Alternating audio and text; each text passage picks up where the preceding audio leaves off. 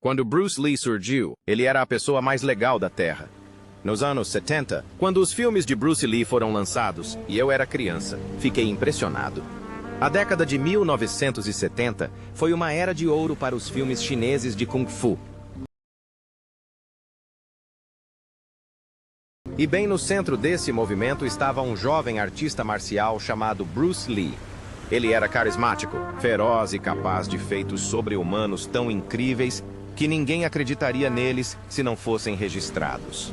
Junte-se a nós enquanto mergulhamos na história de um homem que confundiu a linha entre a ficção e a realidade. Começando com uma de suas façanhas mais fascinantes, o soco de uma polegada. Os filmes de Kung Fu podem muito bem ser a fusão asiática original. E Bruce Lee é o homem que fez a ponte com a cultura americana, com uma popularidade que poucos poderiam ter previsto. A arena estava lotada, todos assistindo, aguardando o primeiro ataque. Em pé no tatame, a poucos metros das barreiras, estavam o lendário Bruce Lee, seu parceiro de treino e vários estudantes de artes marciais, cujos olhos estavam cheios da mesma saudade que a multidão. Lee, a poucos centímetros de seu parceiro de treino, estudava a cena como um verdadeiro mestre. Ele sabia o que fazer para levar a multidão ao delírio. A cadeira no palco era a prova de que ele já tinha feito isso antes e, definitivamente, não queria machucar o parceiro de treino. Então, no momento exato, ele estendeu o punho e o outro cara caiu direto na cadeira que estava perfeitamente posicionada para amortecer a queda. Esse era o soco de uma polegada. E sim, é exatamente o que o nome sugere. Imagine estar a apenas alguns centímetros do seu oponente e desferir um golpe tão poderoso que poderia derrubá-lo do chão. Não se tratava de força, massa muscular ou diferença física entre Lee e seu oponente. Essa era uma habilidade que apenas um verdadeiro artista marcial poderia dominar. Assim como Lee fez, e como todos os fãs que trilharam o mesmo caminho de conhecimento e disciplina que ele. A jogada é tão incrível que, se não tivesse sido gravada, ninguém acreditaria. Mas a grande questão é, como ele fez isso? Bem, aqui está o segredo. Ao contrário de outros golpes poderosos que exigem força bruta, o soco de uma polegada tem mais a ver com o que acontece no cérebro do que com a força física. Para Bruce Lee, a ideia era percorrer uma distância minúscula em meros milissegundos. Então não são apenas os braços que se movem, mas todo o seu corpo. Jessica Rose, pesquisadora de biomecânica da Universidade de Stanford, estudou esse movimento extensivamente e, de acordo com sua análise, a velocidade relâmpago de Lee começa, na verdade, com as pernas. Nessas imagens incríveis, você pode ver as pernas dele, tanto a de frente quanto a de trás, se esticando com uma extensão de joelho rápida e explosiva. O impulso então se transfere diretamente para seus quadris, depois para seu ombro e, finalmente, impulsiona seu braço para a frente. Tudo acontece tão rápido que Lee literalmente parece um super-humano. Além do fato de Bruce Lee ser provavelmente o artista marcial mais impressionante que já existiu, esse golpe em particular é muito difícil de replicar. À primeira vista, parece um golpe simples que não deveria ter o efeito que tem. Mas, assim que o soco de uma polegada entra em contato com o corpo do alvo, ele combina a força de alguns dos maiores músculos do corpo dele em uma área minúscula do corpo do oponente. A ideia não é atingir uma grande área, mas sim desferir um golpe poderoso a partir de uma distância mínima em uma parte minúscula do corpo. Mas se você achou o soco de uma polegada impressionante, deveria ver o vídeo real de Bruce Lee fazendo suas famosas flexões de 2 dedos. Flexões com 2 dedos. 1.500. Esse é o número de flexões que Bruce Lee conseguia fazer seguidas sem se cansar. Mas o que é mais impressionante do que fazer uma quantidade absurda de flexões? Provavelmente, ele colocou todo o peso do corpo em apenas 2 dedos, sem parar, 200 vezes seguidas. Enquanto a maioria das pessoas teria dificuldade em completar 10 flexões antes de desistir, o lendário Bruce Lee provou possuir habilidades sobre-humanas com suas flexões de 2 dedos. Não é de surpreender que seu recorde permaneça intacto até hoje. E sim, é um recorde real certificado pelo Guinness World Records. Não que várias pessoas não tenham tentado quebrá-lo. Ali Valizadeh Khadjashahi, um artista marcial iraniano, detém atualmente o recorde de maior número de flexões de braço com 2 dedos realizadas em 1 minuto. Mas, mesmo tendo conseguido fazer 74 repetições em 60 segundos, ele ainda não conseguiu bater o recorde de Bruce Lee. No início da década de 1950, Paul Lynch, do Reino Unido, quebrou o recorde mundial do Guinness de maior número de flexões de braço consecutivas com um dedo, realizando 124 flexões antes de desistir. Obviamente, não se tratava da mesma categoria, mas mesmo levando isso em consideração, ainda não supera o recorde de Bruce Lee. Pode-se afirmar com segurança que Lee foi um atleta único, com habilidades sobre-humanas que talvez nunca sejam replicadas em nenhum outro ser humano. E não são apenas os fãs dele que o bajulam. Até mesmo Joe Weider, famoso por ser o pai do fisiculturismo, descreveu o físico de Bruce Lee como um dos mais definidos que já tinha visto. Mas esse não foi o único recorde de flexões que ele deteve em sua vida. Diz a lenda que Bruce Lee também conseguia fazer 400 flexões com uma só mão. Mas será que tudo aquilo era apenas para se exibir, ou as flexões realmente ajudaram a melhorar suas habilidades de luta? Na verdade, a rotina de flexões com 2 dedos de Bruce Lee fazia parte de sua filosofia pessoal de artes marciais, conhecida como Jeet Kune Do. Como mestre em artes marciais, ele combinava uma grande variedade de outras técnicas de luta, incluindo Tai Chi, Wing Chun, luta de rua e até boxe. A primeira vez que ele demonstrou essa incrível façanha foi no Campeonato Internacional de Karatê de Long Beach, em 1964, impressionando a multidão e consolidando seu legado como um dos melhores de todos os tempos. Mas se as flexões de braço com 2 dedos dele não te impressionam, que tal os registros reais de suas lutas na vida real? Sua única luta de verdade que consta nos registros. Desde sua luta brutal contra Chuck Norris no Coliseu Romano, até seus 10 V1S em A Fúria do Dragão. Bruce Lee realmente protagonizou algumas das cenas de luta mais icônicas da televisão. Mas há uma pergunta que permanece sem resposta. Ele realmente lutou na vida real? A resposta curta é sim. No entanto, a má notícia é que a maioria de suas lutas não foi gravada, pois ele preferia lutar em segredo.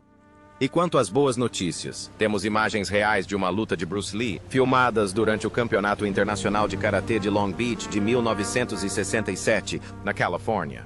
Aqui você pode ver Lee enfrentando alguns de seus melhores alunos.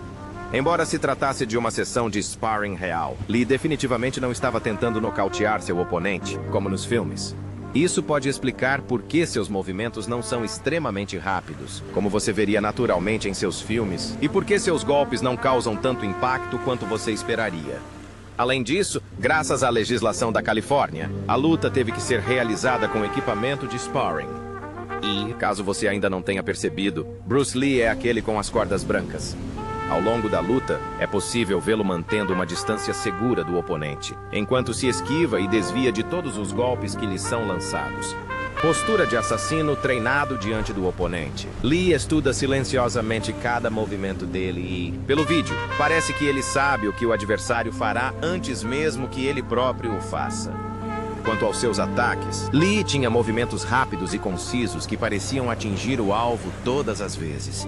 Imagine um lutador desferindo e acertando cada soco e cada chute durante uma luta. Parece quase impossível. Mas, afinal, é Bruce Lee, então faz sentido.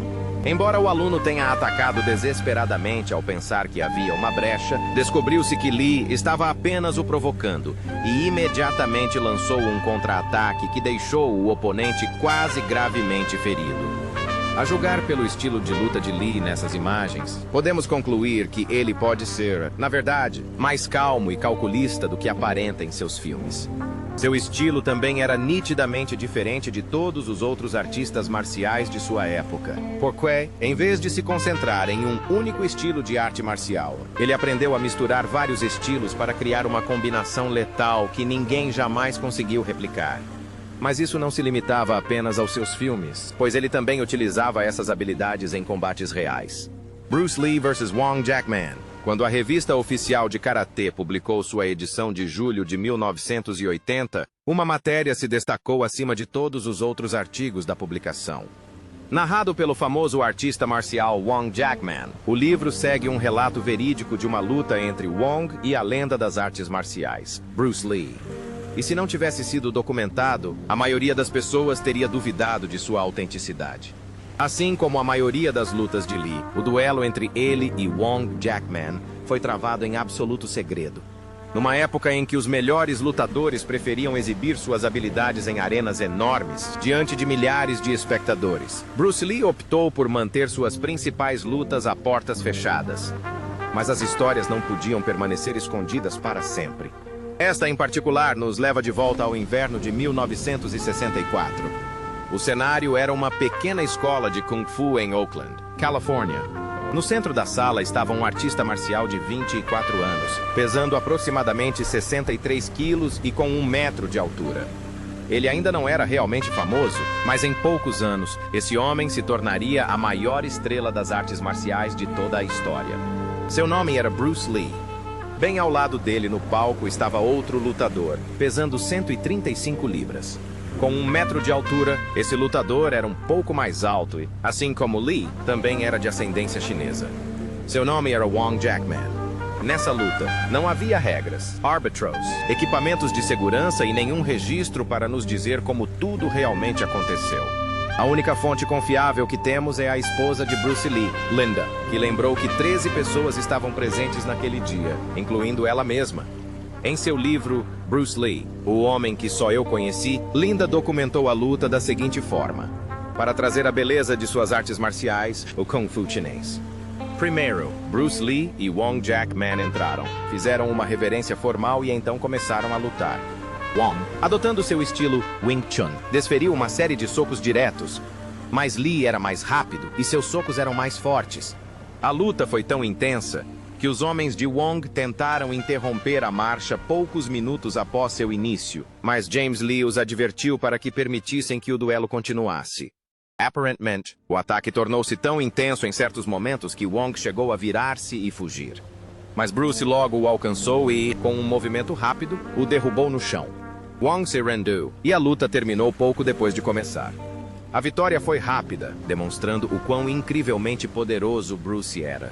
Mas, de acordo com Linda, isso também motivou Lee a treinar mais para aperfeiçoar seu estilo de luta único. É claro que essa história foi contestada muitas e muitas vezes, especialmente pelo próprio Wong, que afirmou que não foi espancado até ficar em estado crítico, não implorou por sua vida e definitivamente não foi derrubado no chão. Infelizmente, a única pessoa que poderia confirmar ou refutar essa história morreu alguns anos depois da briga. Mas como falar das incríveis habilidades de Bruce Lee sem mencionar sua arma favorita de todos os tempos? Mestre do Nunchaku. Com 5 de seus filmes mais populares apresentando o Nunchaku, não é surpresa que ele tenha se tornado sinônimo do próprio Lee. No entanto, o que a maioria das pessoas não sabe é que Lee os detestava completamente no início.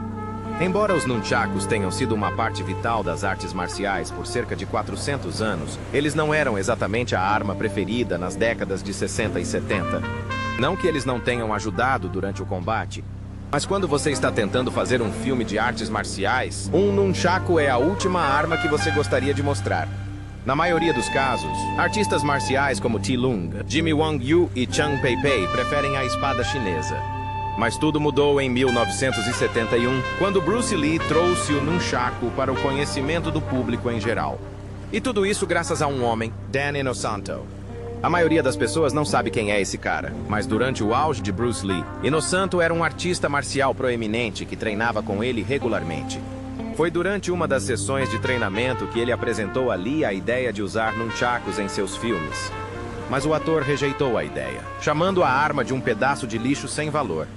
No entanto, Inosanto foi bastante insistente e acabou convencendo Bruce Lee a experimentar. Apenas 3 meses depois, Lee se apaixonou pelos nunchakus e os manejava como se fizesse isso a vida toda, de acordo com Inosanto. A primeira vez que ele usou nunchakus em um filme foi em 1971, quando lançou Fist of Fury. A sequência de ação do filme por si só deu aos nunchakus uma enorme publicidade. E assim, de repente, eles voltaram a ser legais. Houve até uma cena em Jogo da Morte, onde Lee travou uma luta de nunchaku com o próprio Inosanto. E embora o filme nunca tenha sido concluído antes da morte de Lee, as cenas divulgadas mostraram as habilidades de Bruce Lee com o nunchaku. Mas por mais absurdos que esses vídeos possam parecer, não se comparam às imagens reais de Lee jogando contra um jogador profissional de ping-pong usando um nunchaku. Em vez de usar uma raquete como uma pessoa comum, Lee usou suas habilidades sobre-humanas e reflexos incríveis para contra-atacar todos os ataques e, eventualmente, derrotar um jogador profissional em seu próprio esporte, tudo isso usando equipamentos que não foram projetados para esse tipo de esporte. claro. Bruce Lee fazia parecer fácil, mas na realidade, os nunchakus são incrivelmente difíceis de usar. Muitos tentaram e falharam, e muitos mais saíram feridos ao tentar usar essa arma simples, porém letal. Por falar em armas letais, você sabia que Bruce certa vez quebrou o crânio de um oponente com as próprias mãos? Bruce Lee contra Yoichi Nakati. Existe uma história escrita pelo próprio Bruce Lee em seu diário, datada de 1960. Isso nos leva de volta à Escola Técnica Edison de Seattle, quando Bruce foi desafiado para uma luta por um artista marcial japonês conhecido como Yoichi Nakati. E como ele não era do tipo que fugia de uma briga, Bruce Lee aceitou. O que ninguém esperava era que essa luta se tornaria em breve a luta mais sangrenta da carreira dele na vida real. 1º de novembro de 1960. Bruce Lee e seus alunos acabaram de concluir apresentações de Kung Fu e Judô na Escola Técnica Edison de Seattle, onde Lee apresentou o Kung Fu chinês, descrevendo-o como superior ao karatê japonês e ao jiu-jitsu chinês. No entanto, o faixa preta japonês, Yoichi Nakati, estava presente na plateia naquele momento e imediatamente contestou a afirmação de Lee sobre a origem chinesa do karatê. Ele também contestou a afirmação de Bruce Lee, alegando que o Kung Fu chinês era muito suave para ser letal. E para provar seu ponto, ele decidiu desafiar Bruce Lee para uma luta. Como o próprio Bruce Lee era aluno da escola, ele não queria causar problemas e, por isso, inicialmente recusou o desafio. No entanto, seus discípulos queriam muito vê-lo provar seu valor em combate, então continuaram a pressioná-lo. O próprio Nakati não desistiu de seus esforços para entrar em uma briga com Bruce Lee. A gota d'água que acabou por transbordar o copo foi quando Nakati enviou um de seus discípulos para dizer a Bruce Lee: "Se você quer entrar no hospital, aceite o desafio." Nesse momento, Lee ficou tão irritado que decidiu aceitar o desafio. A tarefa de organizar a luta foi delegada a Jesse Glover, que escolheu a quadra de handball da YMCA no centro de Seattle como local para o infame duelo. Foi aí que as coisas ficaram feias. Quando o dia finalmente chegou, muito poucos espectadores foram autorizados a estar presentes. O que eles testemunharam naquele dia entraria para a história como uma das lutas de artes marciais mais impressionantes já registradas. Um chute no nariz, sangue espirrando por toda parte e um oponente ajoelhado no chão. Bruce Lee em pé e Nakati deitado no chão. Ele parecia estar morto, e por um segundo até Lee ficou com medo de que ele tivesse cometido um assassinato. O rosto de Nakati estava rachado como se tivesse sido atingido por um taco de beisebol, e o lado esquerdo de sua cabeça estava tão inchado que seus olhos mal eram visíveis. No entanto, a ironia de tudo isso é que a luta durou apenas 11 segundos. Bastou isso para Bruce Lee destruir completamente esse mestre de karatê, quase lhe tirando a vida no processo. Surpreendentemente, porém, Lee não estava interessado em esfregar essa vitória na cara dele. Na verdade, ele avisou a todos os presentes para evitarem falar sobre a luta, justamente para preservar a dignidade de seu oponente. Mas se dar um soco na cabeça de alguém não lhe parece loucura suficiente, espere até ouvir falar daquela vez em que Bruce Lee quebrou um saco de areia de 45 quilos com seus chutes.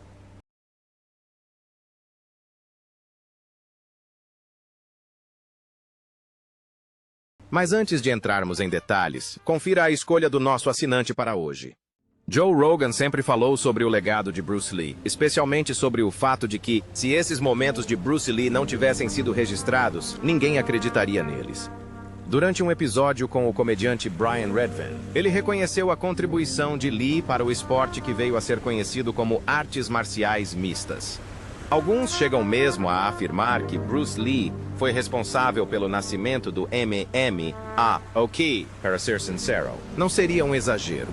Segundo Rogan, o filme Operação Dragão foi a primeira vez que essa forma de artes marciais foi vista pelo público, estabelecendo as bases para uma indústria que mais tarde dominaria o entretenimento esportivo.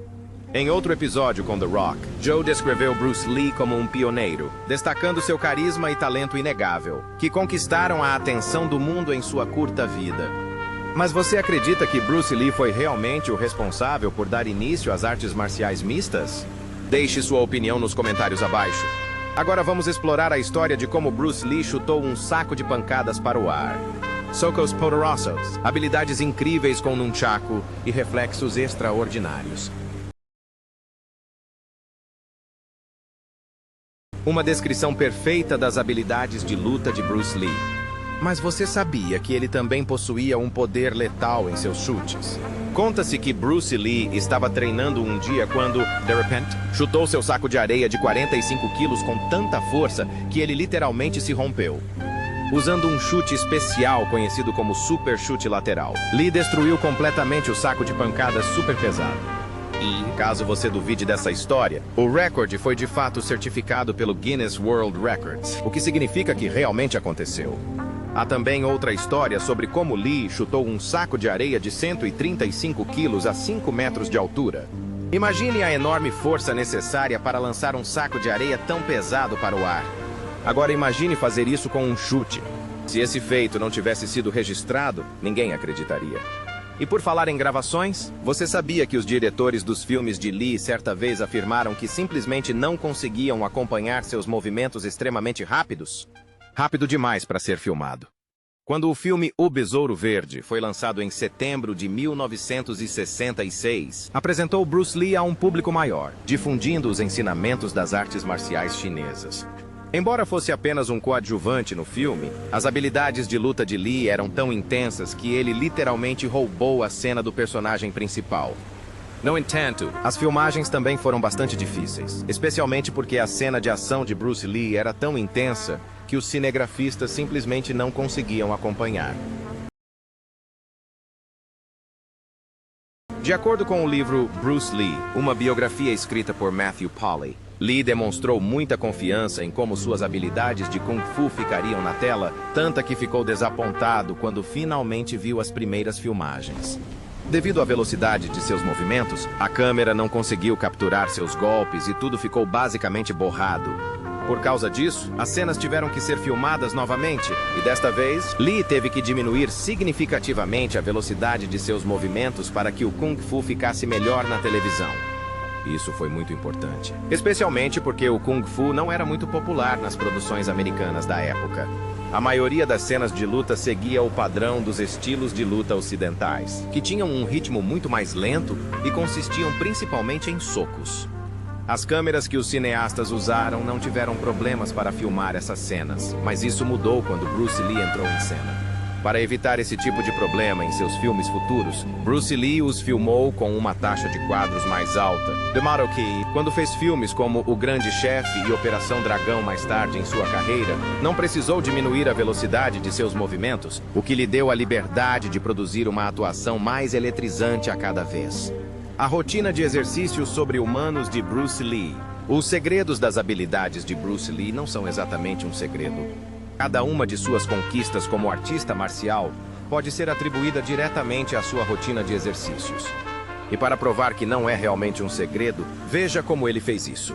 Para começar, Bruce Lee valorizava seus exercícios cardiovasculares acima de tudo.